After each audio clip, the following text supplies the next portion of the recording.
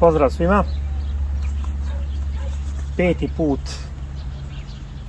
režemo 3 žbuna na 3 različita načina da ispratimo kako reaguju na rezidbu, kako se ponašaju, kako rastu.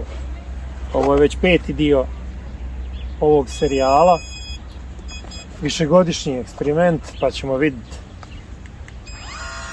kako reaguje i šta se dešava.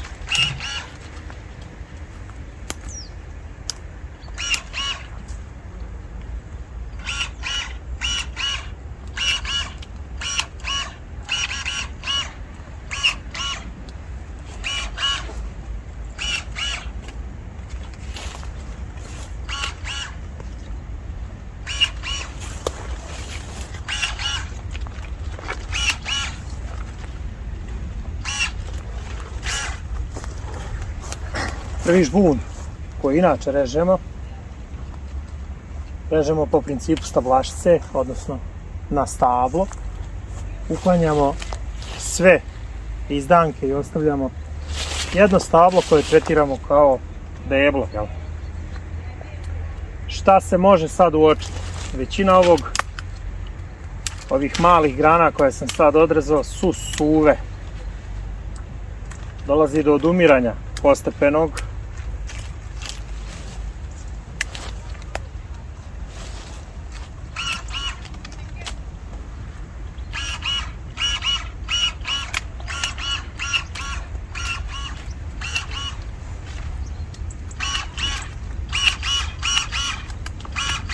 prethodnim godinama to nije bilo toliko izraženo. Kako vrijeme prolazi, sve više je suvih grančica.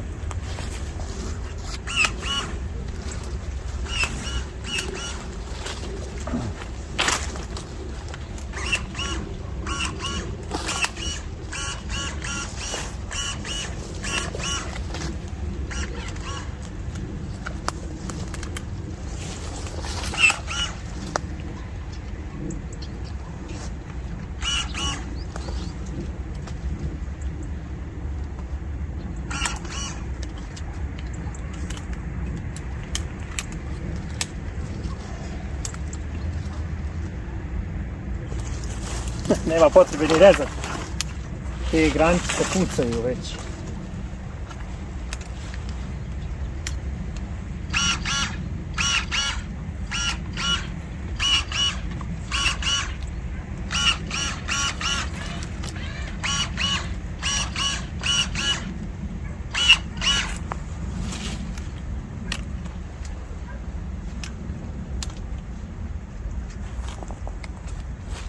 To bi bilo to, otprilike.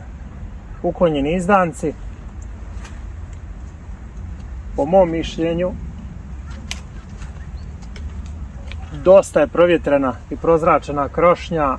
Svaki dio može otprilike da dobije dovoljnu količinu svjetlosti. S tim što u svakom slučaju unutrašnji dio je go. Gubi se već lagano, ovaj dio postaje neproduktivan osim za provod hranjivih materija na ivice krošnje. Većina tih grančica su suve, baš iz razloga hlada. Bilo kakvo drugo uklanjanje može samo napraviti problem.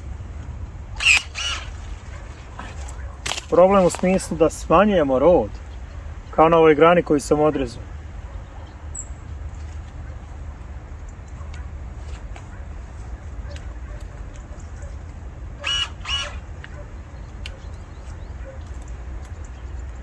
Grančice pri vrhu su također suve. Idemo dalje na sljedeći model. Sljedeći model režem onako kako režemo inače u proizvodnim zasadima, a to je žbun, što lješnik u stvari jeste. Ima više izdanaka iz zemlje koji se vremenom smjenjuju. Dolaze mladi, rodni, potentni, koji mijenjaju ove starije, izmorene. Da orežemo pa da vidimo, da prokomentarišemo usput.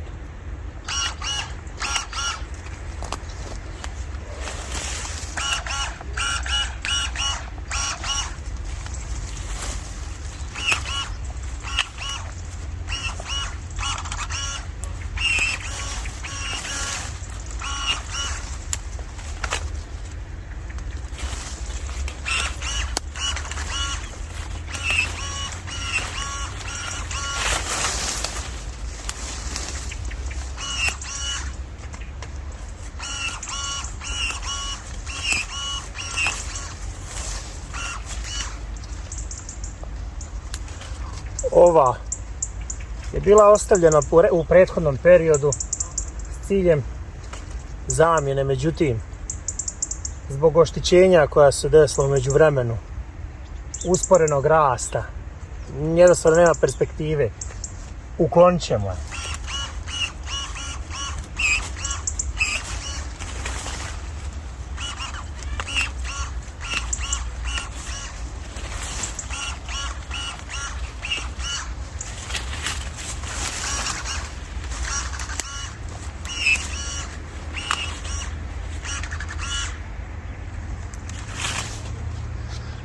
A tamo gdje se pojave novi izdanci, mladi, perspektivni, ostavljamo ih, bez obzira što ih ima i previše možda.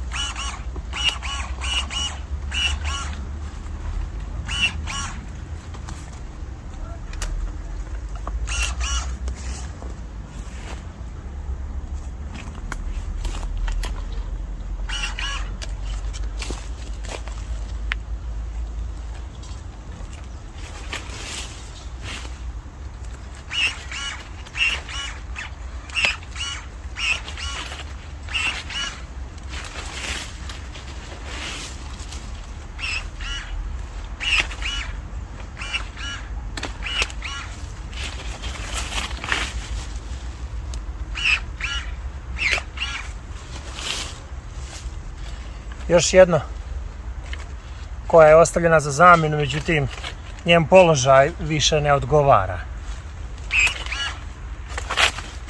Ali kraj nje se razvio novi mladi izdanak koji će da ostane.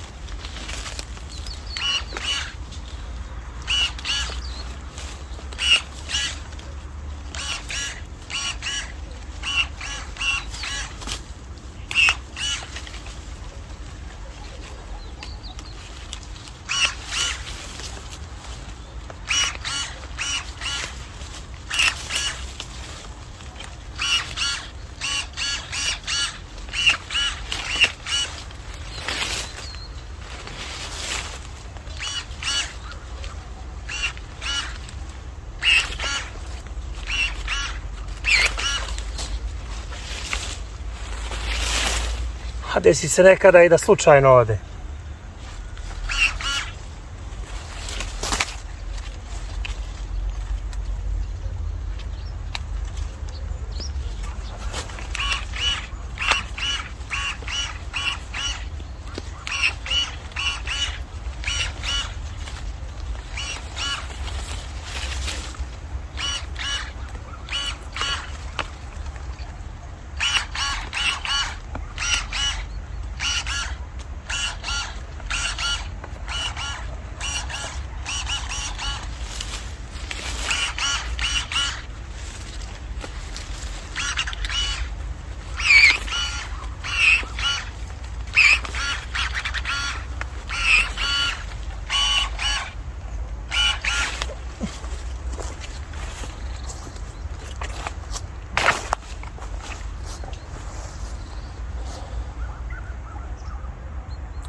To je što se tiče čišćenja odozdo. Za ovu godinu je ostala su 3 jednogodišnja izdanka potencijalne zamjene koje se sljedeće godine mogu ukloniti ako ne budu odgovarale.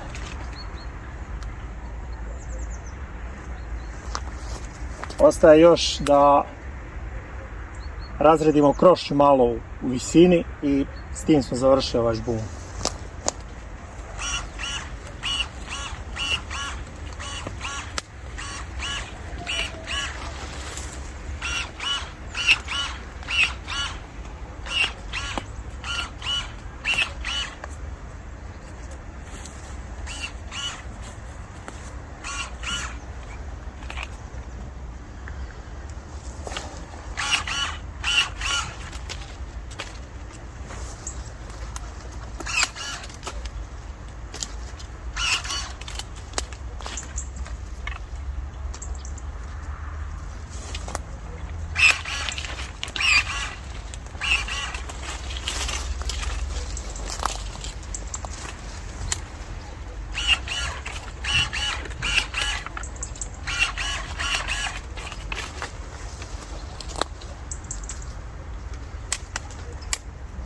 I ovdje se na najstarijima uočavaju suve grane.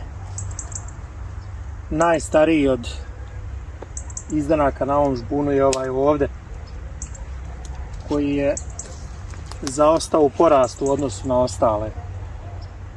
Jedina dobra stvar je što se nalazi na mjestu gdje nema gužve i nek ostane još bar godinu. tu smo našli zamjenu u vidu ovog izdanka.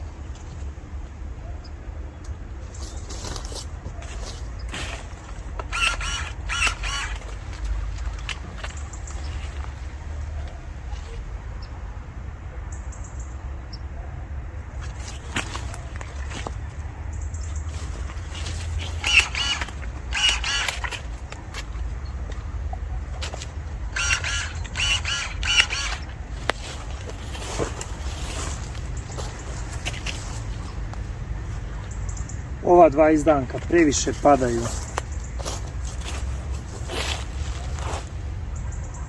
U momentu kad rode, kad se terete rodom, mogli bi da se poviju.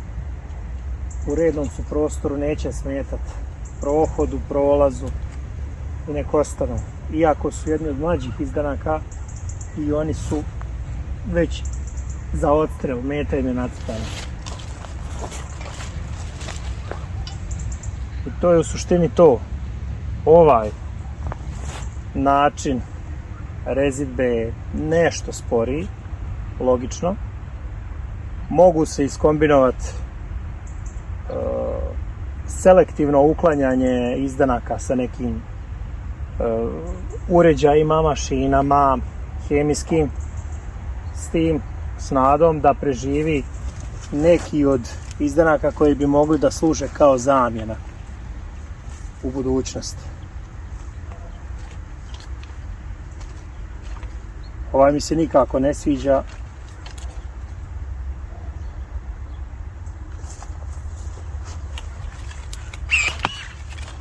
Pošto se vraća unutra.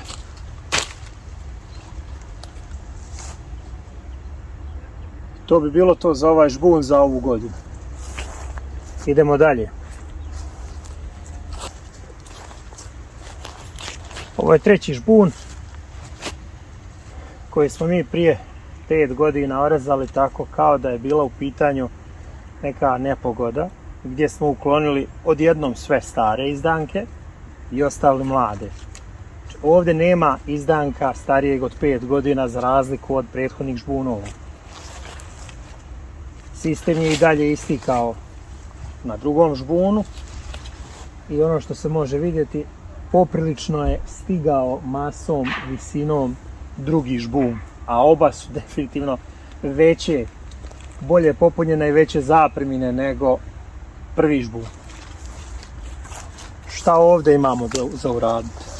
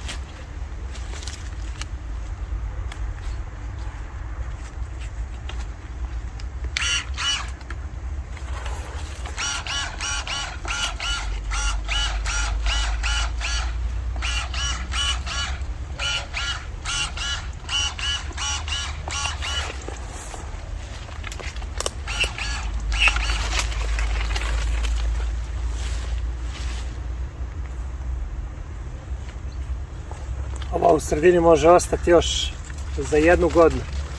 Poslije ćemo je ukloniti.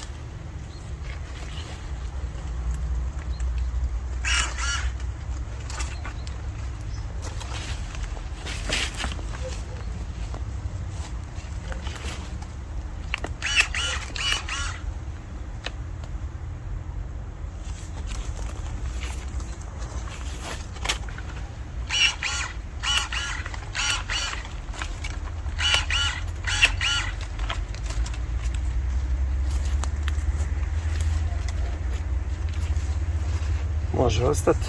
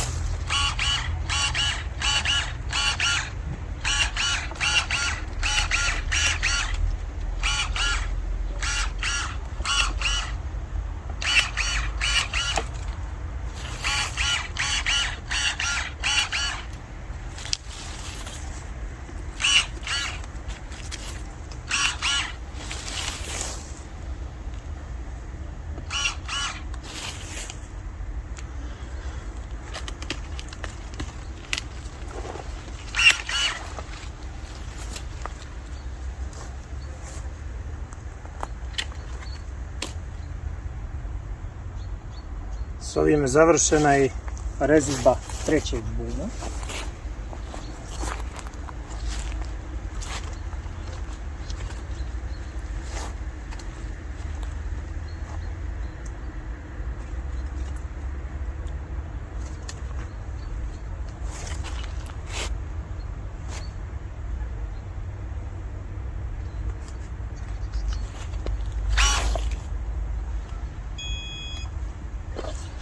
Godina 2024. uopšte nije bila sjajna za lješnik.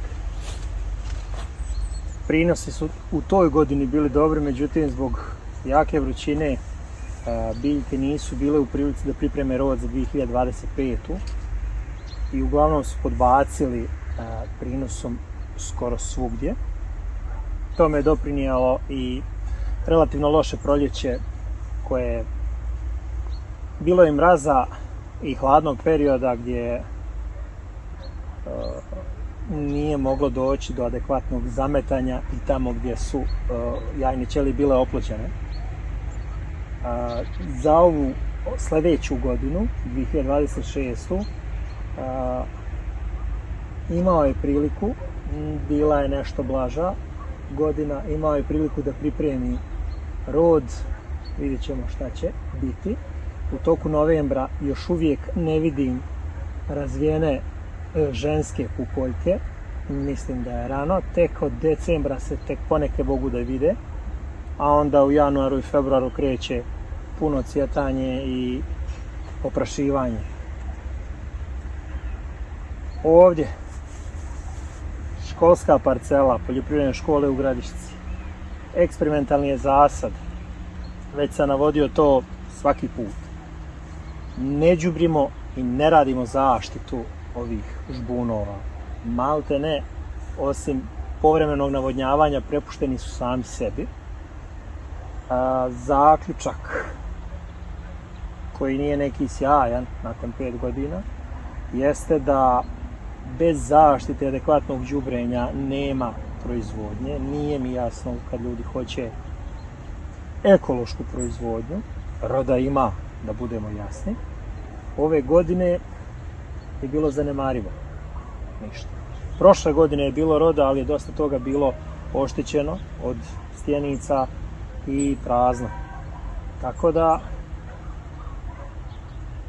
taj dio eksperimenta gdje mi posmatramo voćke i kako se one ponašaju u nekim redukovanim uslovima gdje nema đubrenja, gdje nema zaštite, ono što smo zaključili da je proizvodnja veoma teška bez toga. Nije to što bi rekli, otkrili smo rupu u saksiji. Ali je tako. Organizacija rada nam nije naklonjena da pokušamo da uradimo neku vrstu zaštite, bar hibridnu između ekološke i konvencionalne, ili da uradimo redukovanu konvencionalnu zaštitu, da pokušamo da zaštitimo bar nešto roda, da vidimo kakav će biti prinos pa da uporedimo prinose. Međutim, ono što mi možemo, što se da vidjeti iz priloženog ovdje, jednostavno ovi žbunovi imaju više mase. Ništa drugo, više mase, imaju veći potencijal za veći rod u odnosu na ove koji su na stablu. Ovo ne mora biti reprezentativno za neki proizvodni zasad koji se intenzivno i hrani i štiti i navodnjava. Stabla, biljke su daleko veće, samim tim i više nose roda, jel? Ali ono što je zajedničko, što je univerzalno, jeste da se ne đubri ni ona prva sadnica, ni ova sadnica, da se može uporediti sam rast i reakcija lješnika na rezidbu. Toliko za ovu godinu. Pozdrav od Danka u ime Agroreza i gledamo se sljedećom prilikom.